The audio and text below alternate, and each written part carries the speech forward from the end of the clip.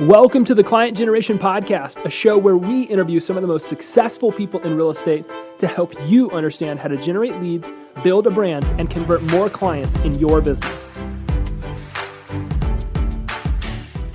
I am really excited about my guest today. I've got Mr. David Dodge, who I've asked to come by and just share as much value as humanly possible. And if you get 2 seconds to scroll this man's Instagram feed, you know he's going to do just that. David, what's up, man? Thanks for coming by. Hey, buddy. Thanks for having me, man. Let's dive right How's into it this. going? Yeah, let's do it. Fantastic. Who is David Dodge, man? What's your story? How'd you get to where you are today? All right. So, David Dodge is a real estate investor here in St. Louis, Missouri. That's where I live. That's where I do most of my investing.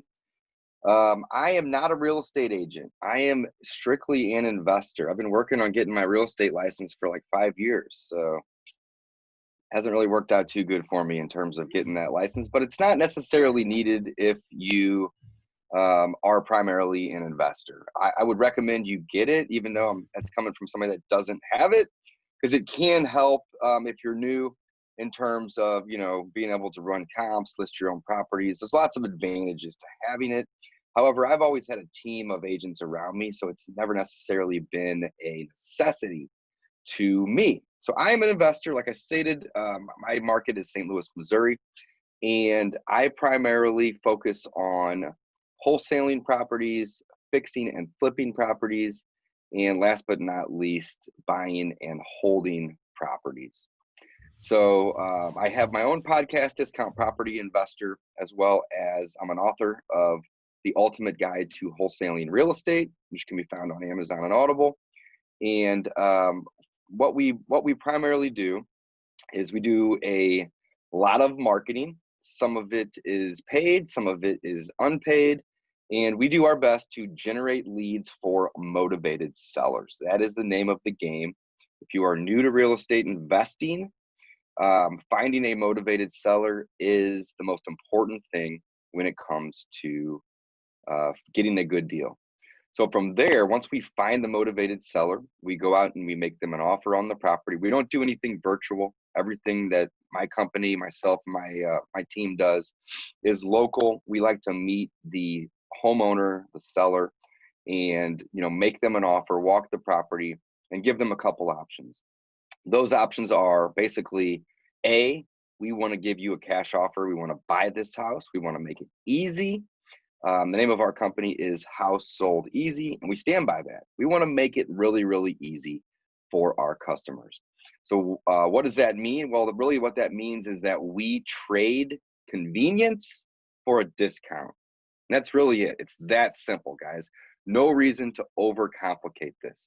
So the first thing that we do when we go out is we say, we want to be the buyer, okay? Here's what we're willing to pay. Now, we realize that this is going to be a discounted offer. As investors, we don't pay retail. We have to get a discount on the property. However, in return for the discount that the seller owner will provide us, we will buy the property with cash. So there won't be contingencies on financing. We will have very limited inspections. Typically, me or my partners will do the inspections, or we may send over one of our contractors. It's very rare that we hire a company and give us a 75-page report. We just kind of walk through and do those on our own, and we can close fast. So cash as is and fast. So again, we are providing speed.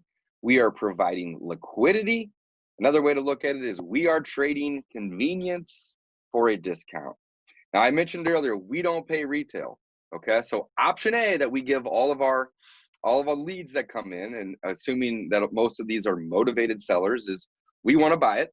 Option B is if you don't like that offer, we get it. We're not in the business of paying retail, but we can also help you sell that house with our traditional, brokerage. So we have agents that we work with that we can help list, but our goal is not to get listings. That's not our goal. We have that tool in our belt. And again, I recommend that if you are new to real estate investing, you get your license so you can also have that tool in your belt.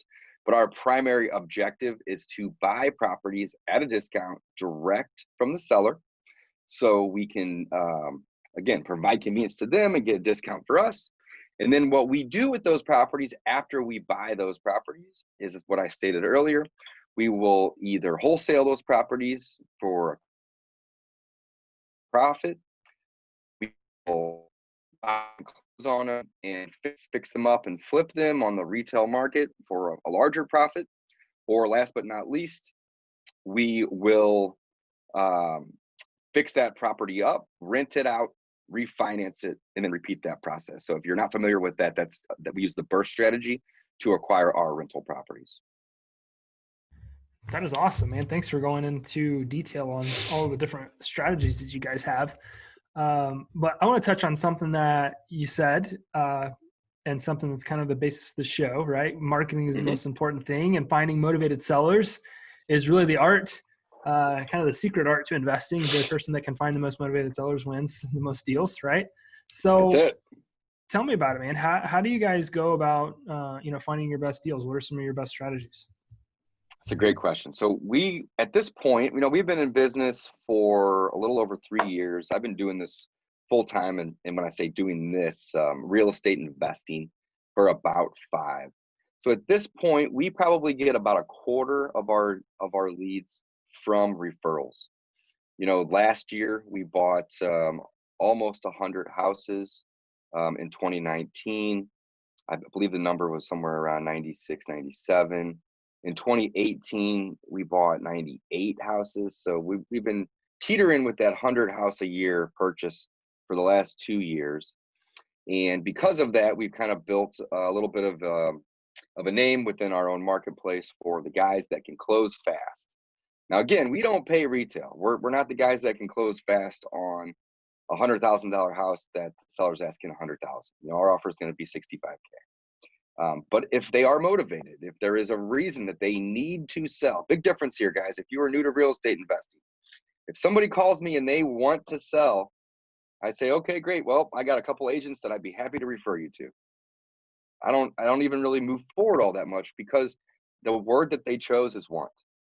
The people that I am looking for are those that need to sell. And I'm more than happy to educate people when they call and when the leads come in, is that we do not pay retail. That is one of the first things I tell people whenever I answer the phone or when I call them back. Hey, I'm Dave. I'm with House Sold Easy. I appreciate you contacting me or filling out one of our forms. Just to be frank with you, though, I would be more than happy to help any way I can. However, if I am going to be the purchaser of this house, I need to get a deal on it. I don't pay retail. And I make that very clear. I even say it just like I said it to you, Grant, when I'm talking to a seller, because I want to set the precedent with them. I want to make it very known that I am here to help solve problems. I am not here to, pad someone else's pockets. So if they want to sell their home, that's great. However, I don't need to buy. And I make that clear. So, when I say I almost bought 100 houses in 2019 and another almost 100 in 2018, I didn't need to buy any of those, not a single one of those approximate 200 houses.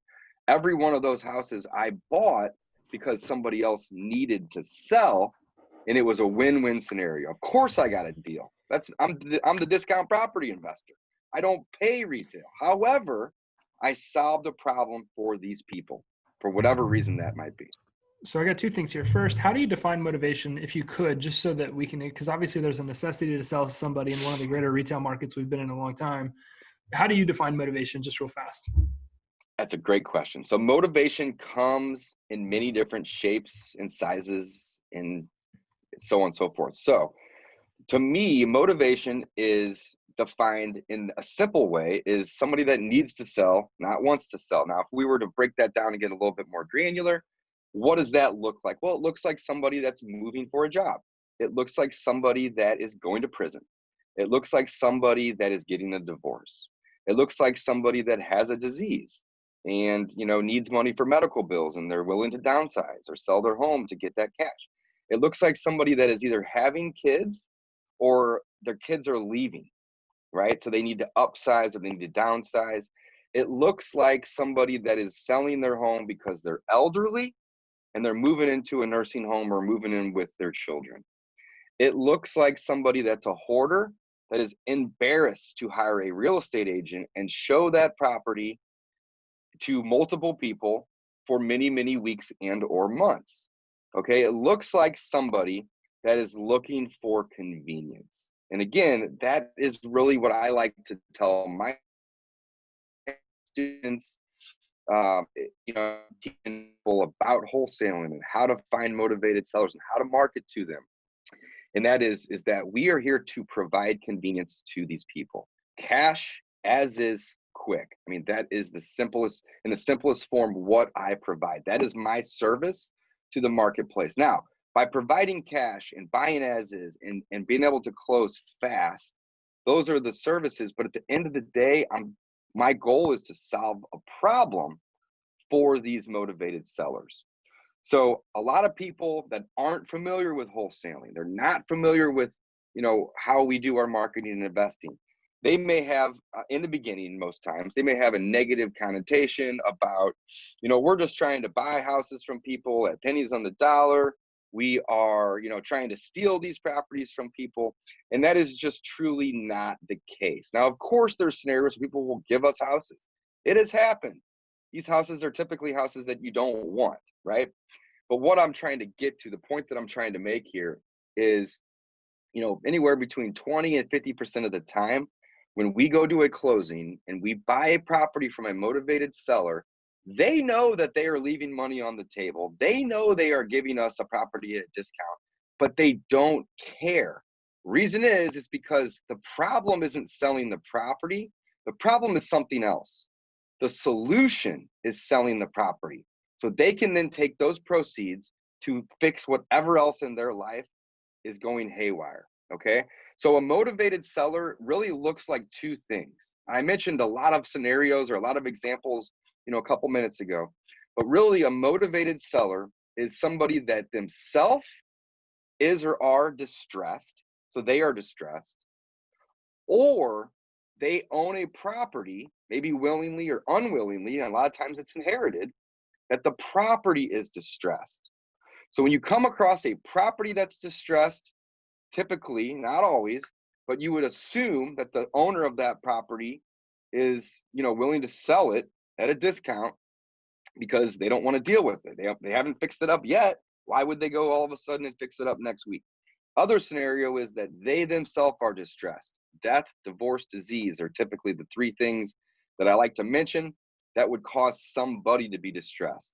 So the best deals in my business are the ones where the people are distressed, but so are the properties, because it makes it very easy for me to help them solve a problem. One of the things I love about your message is you're talking about, what keeps coming to my mind is that you're talking about creating space for yourself with your authenticity, with your honesty in any conversation, in any bit of marketing. Hey, we are, discount property investors. We are not here to give you full price. We're here to get a deal on a property. And one of the things I make that very clear. One of the things that most investors don't do is that they try to weasel their way into a conversation with somebody to, in my opinion and based on a lot of what I've heard, make people feel like they've kind of been bait and switched, where they've been baited into this potential, grand thing. And then, the reality is they're getting what they feel like, quote unquote, screwed on whatever their property value might be. And so I love the honesty and the transparency. But one of the things that keeps coming to my mind, it sounds like you're just creating space so that everybody knows it. No, it's not a secret that when I say creating space, you're giving yourself the bandwidth to focus on the people that are ready to do it right now, because everybody knows. The only reason I'm coming to David is because I want to sell fast. I know it's coming at a discount. I don't care. I need to move. Why is the secondary question is, did you always do that and it just worked so well? Did you find out the honesty and the authenticity work, or did you get forced to do it? That's a great question. So I'm going to answer that in a couple different ways, but that is actually a very good question that I don't get asked that often. And I feel like people discount, I like that word, of course, right? But people discount that when they really shouldn't, because a lot of people that I talk to, a lot of my students, they struggle with this until they can flip their mindset on this, right? So let's just take a minute and dive into this, if that's okay. Great question, by the way. Fantastic question. So when I first started doing real estate, I've been investing in real estate for 15 years, right? The first 10 was very passive. I was buying properties on the MLS. I was paying retail. I was basically getting 80% loans and putting down 20%. So to me, it was more of a vehicle to store. It was a vehicle to invest, but also to store my cash in an asset. I was getting regular loans. Well, about 5 years ago, I decided, hey, I'm tired of having jobs and I'm pretty good at this, whole negotiating and finding these sellers. Let's jump in full time. And for the first, let's say 1 to 2 years, I didn't have the transparency approach. I was, oh, hey, I'm a cash buyer, which really meant I'm going to find an investor partner who's my cash buyer. And I'm going to do everything I can to get this deal sold. And a lot of times the deal would fall apart. People would get upset. And I don't know why, but I kind of had an epiphany about 3 years ago, give or take. And I just said, you know what, I'm going to just go in with the transparency approach. I'm going to tell people, hey, I am a cash buyer if I can get a really great deal. If the deal isn't great, but let's say it's good, well, then I am going to try to find another cash buyer in my marketplace to partner with. So I'd actually separate myself as being the cash buyer. Again, if it was great, then that's me. I'm all over it. If it's not the greatest deal, but let's say there's still some meat on the bone, I started to take the approach of, hey, I am not the cash buyer in this scenario unless you can come down, let's say 20 grand. However, I know a ton of other investors that I partner with all the time. I'm going to go work and I'm going to get one of these guys to partner with me because, again, the deal's not great, but it's good, and we're going to get this done. And what started happening is people wouldn't get upset when I'd call them back in 2 or 3 weeks and say, hey, I am so incredibly sorry, but I can't find that person. I told you from the get-go that was my intention. So you really can't get too upset with me because I didn't mislead you. And I'm not saying I was misleading people in the beginning. I just had a different approach. Now I like to let people know every scenario in the beginning. So if you give me that great deal, and which often happens, often it starts at a good deal and we're shopping the property trying to wholesale it. They get frustrated, not with me, but with their own situation. And they say, Dave, can you just buy this? We'll give you the discount. Boom, done. We'll close next week, right? And that's where the motivation comes in for me to get that good deal. But if I set it up with, listen, this is what we're going to do. We are going to try to partner with another investor or even find that other investor. You don't have to pay us. We're going to upsell them or charge them a fee, and we're going to get this done for you. And it doesn't happen. I've told them in the beginning that that's the goal. That's where we're trying to do with this. So again, by just being transparent, it helps these individuals understand what is actually happening behind the scenes. So I'm going off on a tangent on that. Let me just say one more thing real quick, Grant. I've done everything in my power to let all of my teach all of my students to have the same exact approach. And I'll tell you right now that almost every single one of them has success with this approach, or more success, I should say, than the approach of I am the cash buyer. Okay. Reason is because when you go into a situation and you're transparent and you tell people, I don't tell them that I'm going to be marketing that property and using the term wholesaling. I say I'm going to go find an investor partner. If they ask, I'll tell them anything they want. If they ask the right question, they're going to get the right answer. So I'm not misleading, but I am letting them know that there is a possibility that it won't close, or that, that the inspection period may need some renegotiations or even extensions, because from the get-go, from the beginning, I make it clear to them that these are my intentions. I think it's so key in marketing today, because you see that, there's this, about, 5, 6 years ago, there was this gigantic authentic shift that took place in marketing where, the perceptive nature of doing business kind of disappeared for a while, at least in some of the top producing companies. And they started to embrace this idea that if we're just honest with people, we'll probably get more business, which is good. That's a great shift to happen. But to see it take place in the investment space like you're doing is really a breath of fresh air, because so few investors do that. They're trying to just do anything that they can to get, now I'm not going to overgeneralize investors. A lot of the top level wholesalers, and the reason I asked that question the way I asked it, I think that it was more than likely a function of, I don't have time, so now I'm going to be honest. Like, I'm just way too busy. Let's just start being honest with everybody, because we don't have time to go look at all these maybe deals. So now we're going to say we are discount buyers of properties, et cetera, et cetera. So my curiosity was, how did you segue into just that truth and transparency? But it sounds like doing that, and then you're now leading more investors just to do it right off the bat. It really shortens that gap where they've created all this space for themselves, and now they can just focus on the people that, that are ready to go right now. And so last question is, how do I get myself to that point?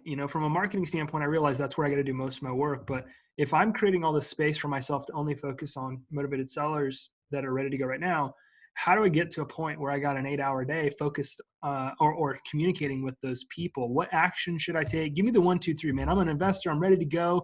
David, that's another great question. All right. So discount property. So we have two main businesses here, right? We have the acquisition business of my company, which is called House Sold Easy.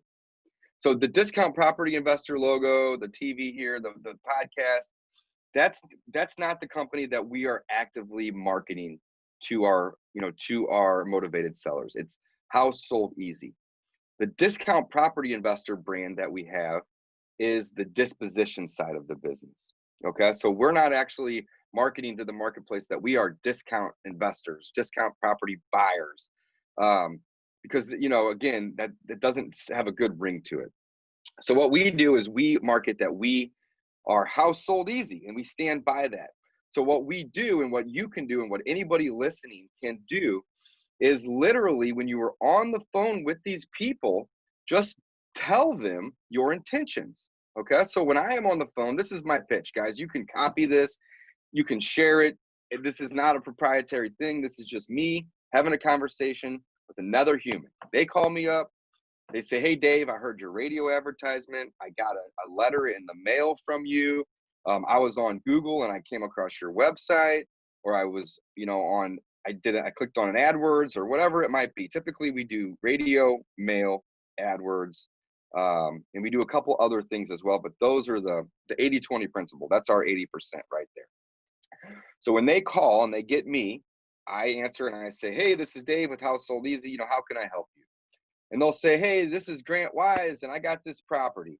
And I say, hey, Grant, that's great. How'd you get my information? How'd you get my number? Did you hear my radio ad? Because that particular ad is very, very directed towards, I want the house that is needing a lot of work. So I'm assuming this house needs a lot of work. If you are looking for a retail offer, we can help you with that. We have agents that come list your property. But, as investors, we need to be able to buy this property and have enough meat on the bone after we pay for it to make a profit, right? So we are in business. And if you aren't familiar, the definition of business is simple. It's the act of making money. That's truly the definition of business, the act of making money. So when we buy a property, we have to be able to get it at a price that we can either sell it as is and make money on it, or get it at a price that we can fix it up and add value, but also make money on it. So if I can't buy this property and make money on it, then there's no incentive for me to provide you with convenience, right? So at the end of the day, and I'm getting off topic here, but at the end of the day, I am here to help solve a problem. If you want to sell, that isn't a problem. So I got an agent, Megan, Mike, whoever else in my office, that's more than happy to come out, meet you, get this property listed, and hopefully they can help you sell it. There's no guarantee that they're going to get you a certain price. There's no guarantee that it's going to go quick. You're going to have most likely inspections that are going to lead to seller concessions. You're going to have all these additional costs for, holding and maybe maintenance, maybe fix up, maybe closing, whatever those things might be. So again, not a bad strategy to go sell your property that way. But if you just want to sell, that's the route I'm going to try to push you to. And really, I'm going to try to help you. Never trying to, push somebody to do something that they don't want to do. Here are your options, right? However, if you need to sell this next Wednesday, because you're going to jail for your 15th DWI next Thursday, guess what? I can help. I'm going to be able to, I want to provide you with that convenience. But in trade for me making this convenient for you, you got to give me a deal. There's no incentive for me to pay retail. Zero. So I make this very clear to people. I try not to be rude. I see how people can look and say, oh, that can come off rude. Well, just slow down a little bit. Talk softly, make a friend with this person. But educate them on what your business is. Your business isn't buying houses for retail or even at a 10% discount. Typically, if I can't get a 20 to 25% discount on the phone verbally with somebody, I won't even set the appointment. And what we'll do is we'll add them to our CRM and we'll follow up with them. So my company does anywhere from, the number of wholesales has shrunk a little bit because we've started keeping a lot of these properties for our rental portfolio. But I'd say we do anywhere from 6 to 10 wholesales a month. Now, the average deal that we lock up with the contract and put on the website and start marketing to our buyers takes us 4 to 6 months from the initial contact to the time we get a contract. Why does it take 4 to 6 months, Dave? That's going to be the next question. Well, it's very simple. A lot of, deals come in that we lock up day one all the time, right? But on average, people will call us because they want to sell. They don't need to sell. So what we do then is we educate them on their options. We can give you an offer in this price range, or we can help you sell it via an agent. But there's no guarantees with the agent. It's long, it's lengthy, it's costly, and there's no guarantees. And what happens is people say, okay, send an agent out, maybe, let's talk. Or, yeah, I was really just looking for a cash offer, but I wanted retail. They're tire kickers, right? So what we do is we follow up with these people every week, every other week, maybe once a month. Some people we even have on a yearly follow-up, right? And what we do is we contact them back and we say, hey, we're not trying to bother you. You had reached out to us, a couple weeks, couple months ago.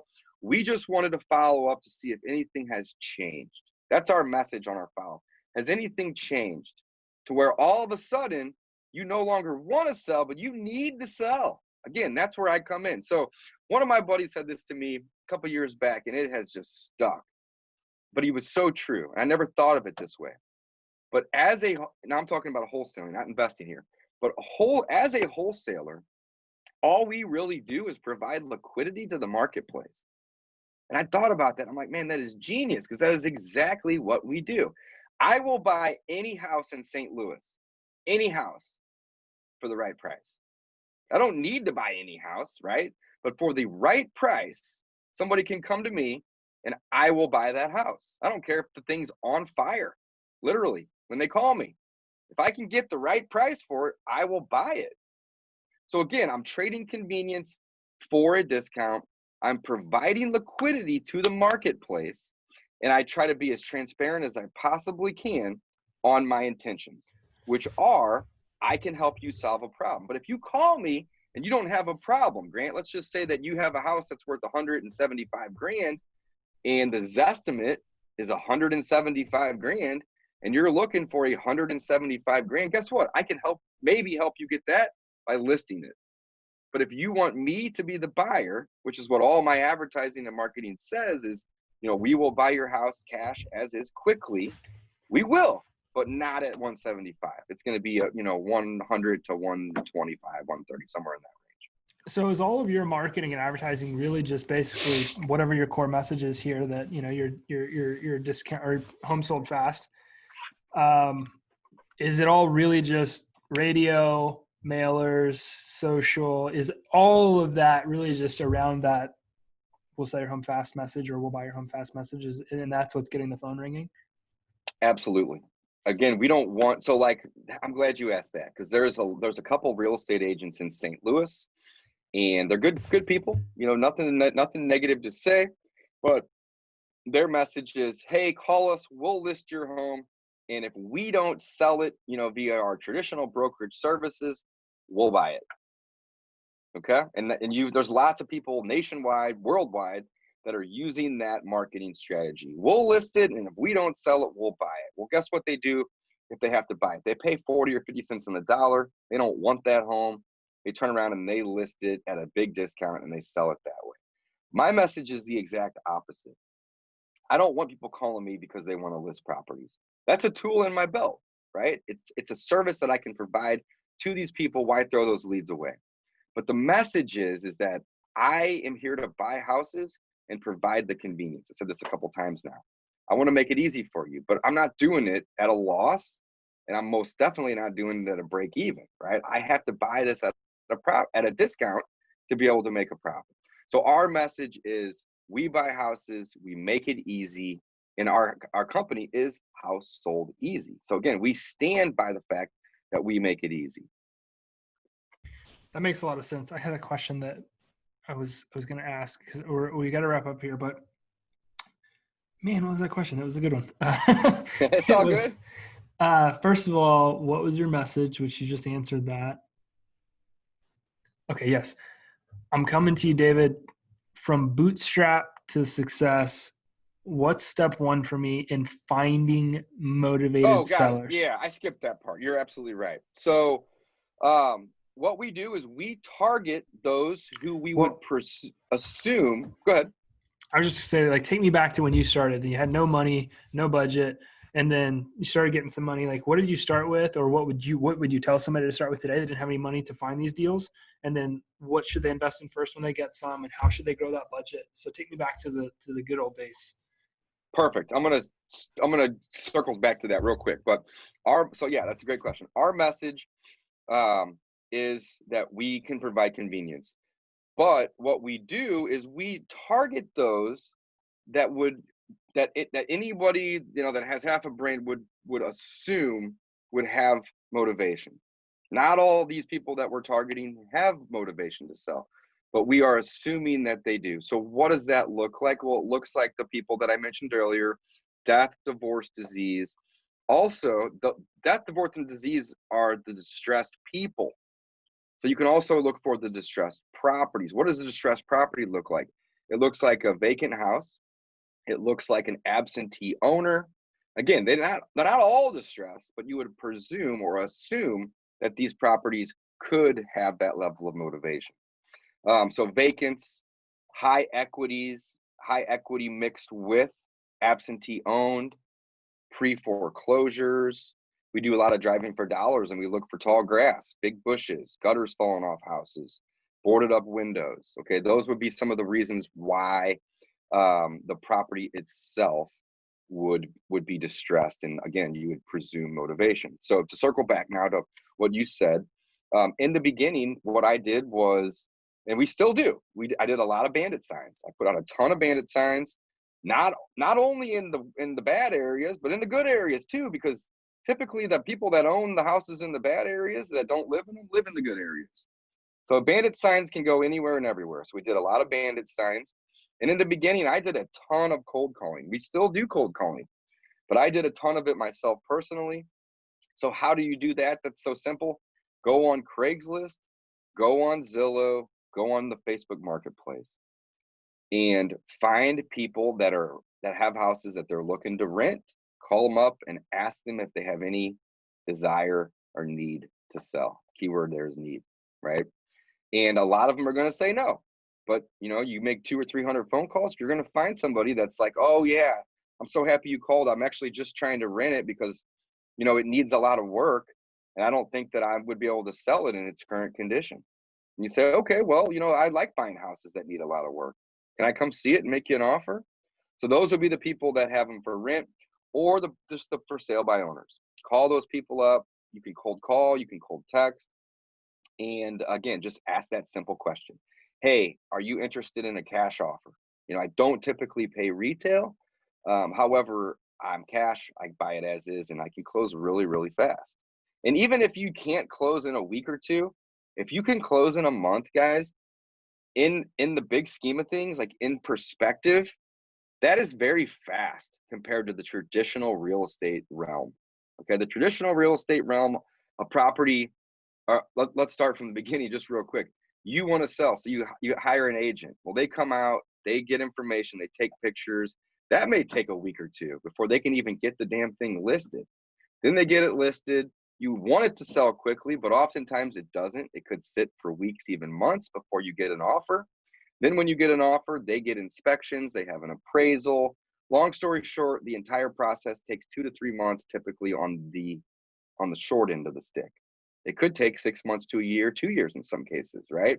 So if you can close a deal in a month, that is extremely fast compared to the alternative. So don't think that you have to go in with the message, I can close next Tuesday like mine is. I have a lot of experience. I have a lot of private lenders. I have the ability to do so. But when I first started, I didn't. So you don't necessarily have to think that saying that you can close in 2, 3, maybe even 4 weeks is long. That is extremely fast. So again, if you are starting out though, and you want to get involved in this business, you need to learn how to target motivated sellers. So that can look one of two ways. It can be a distressed person. It can be a distressed property. If you find both, then you typically have a deal. Because if somebody themselves is distressed and they own a property that's distressed and there's some equity in that property, you can trade them your convenience for a discount, which ultimately leads to you having a wholesale deal, a property you can fix up and sell for a profit, or a property that you can fix up and rent out, or sometimes you don't even need to fix it up, you can rent it right out. Okay, so there's lots of different ways that you can go about doing that. But again, if you are on a shoestring budget or bootstrapping it, you don't have to have thousands of dollars a month to hire a radio station to throw ads out there on the radio. You don't have to have thousands of dollars a month to drop tons and tons of postcard or direct mail. These strategies work. Okay, so once you build up some money from doing some deals, I would highly recommend that you put those dollars into marketing. But if you don't have the money in the beginning, that's okay. There's 2 ways to do marketing. There's 2 different types of budgets. One is money. You can buy your marketing. The other is energy. Okay, so if you don't have a big budget for marketing, then you need to create a budget of time. Well, what does that look like? An hour or 2 a day, 4 to 6 hours on the weekend, something. You have to dedicate and allocate time to do the marketing. So calling people on Craigslist or Facebook or Zillow doesn't cost you anything, unless you don't have an unlimited plan on your phone, but at 2020 you should, right? So you can call these people and just make a friend. Ask them if they're willing to sell. It doesn't cost you anything. But once you start doing some deals and you get tired of cold calling like me, I hate cold calling, so I don't do it anymore. We have people on the team that do. But what I prefer to do instead is to get these people to call me. Okay, so it's hunting and fishing. You got a monetary budget, you have a time budget. Your monetary budget is fishing. Look at it like this. If I'm at a lake, right, and I'm sitting next to Grant, and Grant's got 1 fishing pole, okay, and I have 10,000 fishing poles, and I throw my fishing pole in the water and it's got a bobber and I put it in the ground and then I go to the next one. An hour and a half goes by, I'm going to have a few hundred lines in the water. He's going to have 1, right? It's going to cost me money by sending letters or messages, my marketing message. But that's my monetary budget. The other way to go about it is having a time budget, and I refer to that as hunting. Okay, you don't need more than 1 gun to go hunting, or knife or bow, whatever it might be. But it's going to take energy. You're going to have to get off your butt, get out in the woods, and start, looking for that thing that you're going to hunt. In this scenario, that is a motivated seller. So you have to pick up the phone and make those calls. Best analogy I've heard to differentiate paid media versus organic media. I really, really appreciate that. I'm going to use that. I'm going to give you credit. I'm going to try to get you as many Instagram followers as I possibly can. No problem, man. No problem. David, thank you so much for coming by the show, man. This has been really, really, really helpful and insightful. I got some great takeaways and some cool things that I think that even I could implement. And I'm not an investor wholesaler, so this is hugely, hugely valuable. So I appreciate it, brother. What's the best way that we could pay you back, man? How can we connect with you? Do you have any products or services we can buy into? What's the scoop? Yeah, just check me out on Instagram, guys. I'm always trying to teach and add value to people that are looking to learn how to buy properties at a discount, wholesale, rentals, fix and flip, you name it. I have a free course, but I'm not even going to plug that because I talk about it all the time on my Instagram. So yeah, check me out. My handle is David Allen Dodge, and my middle name is Alan. It's just my full name, David Allen Dodge. And Grant, I really appreciate you having me on. I appreciate your time. So thank you for having me.